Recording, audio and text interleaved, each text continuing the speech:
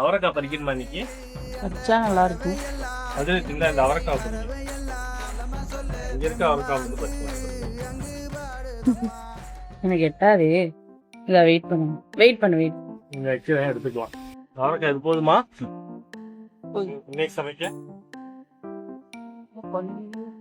அப்படியே எனக்கு அந்த தண்டிக்கீரை எடுத்துக்கணும். தண்டிக்கீரையா? பேர் என்னது? மணத்தக்காளி. என்னம்மா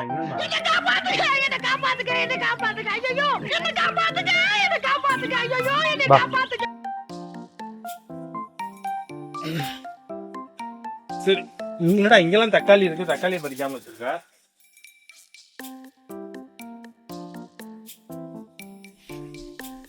பறிங்க சார்.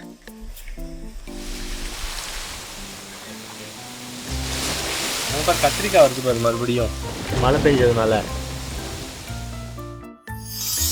எதிர்த்து கத்திரிக்காய் மறுபடியும் வருது பாருங்க. அது வந்து வேஸ்டா இருக்கும்ல.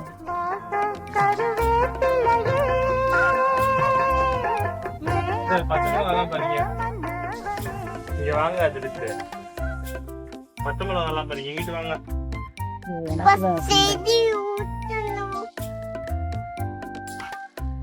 செடிக்கு தண்ணி அதுவா உருவி போகும். டே அது ஆல்ரெடி பறிச்சதுடா அவரைக்கா. பச்சை மிளகா பறிடே.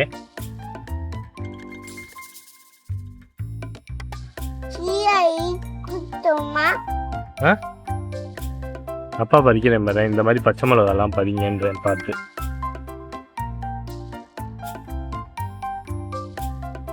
மழைக்கு பச்சை மிளகா வந்துட்டோம். தண்ணி நல்லா போயிடுச்சுல, வெயில் திடீர்னு காணாம போச்சுல. நம்ம சேனல் பேர் என்ன? தெரியலையா?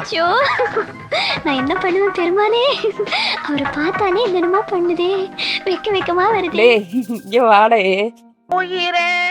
நம்ம சேனல் பேர் என்ன? எஸ்ஏஎஸ் பிரேம் ஃபேக்டரின்னு சொல்லி.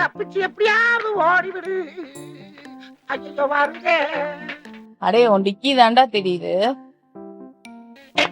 எப்படி ஓட்டுற? ஏங்க அந்த இது வேண்டாம், இந்த பிடிங்க. இதுல எது நல்ல இருக்கோ அது மட்டும் எடுத்துக்கடா. இது என்னது? எனக்கு என்னன்னா இந்த மணி இலை. ஆமாண்டா, அந்த மாதிரி இலை தான் வச்சிருக்கேன். காத்துக்கு இலை கிழிஞ்சிரும் போலயே. யூஸ் பண்ணணுமா இல்ல தேவையில்லையா? ஏன் அப்புறம் வேஸ்டா போயிட்டீங்களா? இதாங்க மணத்தக்காளி. என்ன பண்ணிட்டு இருக்கீங்க? இது மேல இருக்கு, நல்லா இருக்க இலையை மட்டும் எடுத்து